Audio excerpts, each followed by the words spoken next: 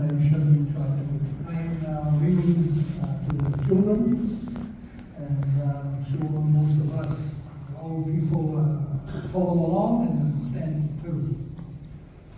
But for the children, our first reading comes to us from the book of Samuel, which is about a very young boy who had a vision. I'll just try to find my notes here. The story comes to us about a little boy about 12 years old who was sleeping in the temple, and then suddenly he heard something. He heard somebody call his name. The boy's name was Samuel, and for the children, you need to understand that this boy is about 12 years old, but he was taken to the temple by his mom to train as a priest when he was about 3 to 5 years old. Nobody really knows the exact date. It's hard to imagine that this mother gave her son to be trained as a priest from a very young age. This mother's name is Hannah, and the story is a famous story. She did not have any son or child, so she begged God, please, if you give me a son, I will give him back to you. And sure enough, she finally got pregnant and got a better son. And so she looked after him until he was about, some say 3, some say 5. So she took him to this old man who was a priest. His name was Eli. And he said, you know, I'm the woman who you saw pray very hard, and you thought that I was drunk. But I said to God, if you give me a son, I will give him back to you. So that is the story, the first reading. And the first picture, that is Samuel sleeping in the temple. And then he got up, second picture, and went to the old man and said, did you call me? I heard you calling me. No, didn't call me. Go to sleep. So he went twice. He asked the old man 3 times, did you call me? And the old man said, no. Go and lie down, and if the voice comes to you, just say, speak, your servant is listening. So that's what happened in the third. That's what he went and lie down again. And then suddenly the voice came, Samuel, Samuel. So he woke up and said, speak, for your servant is listening.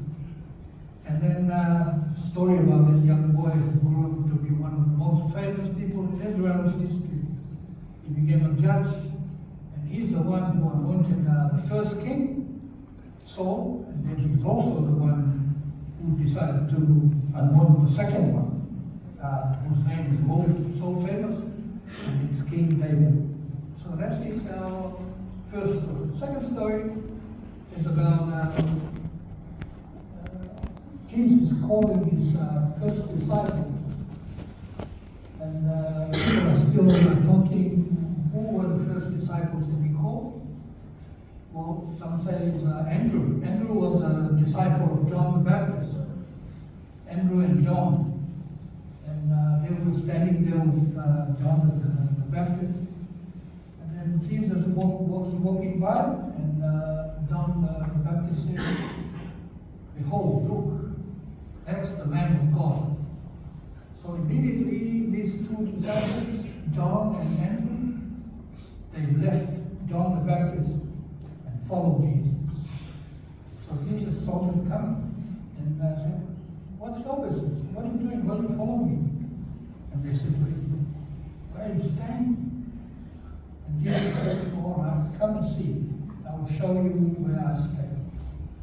So they went, and in some ways, other disciples got involved, got called. And there was this other disciple called Philip. That's the one up there in the top. And Philip found his friend sitting under the tree, and his name is Nathaniel. And Philip said to him, come. And we found the one that the prophets wrote about. His name is Jesus, son of Joseph from Nazareth. You know what he said? Do you know what he said?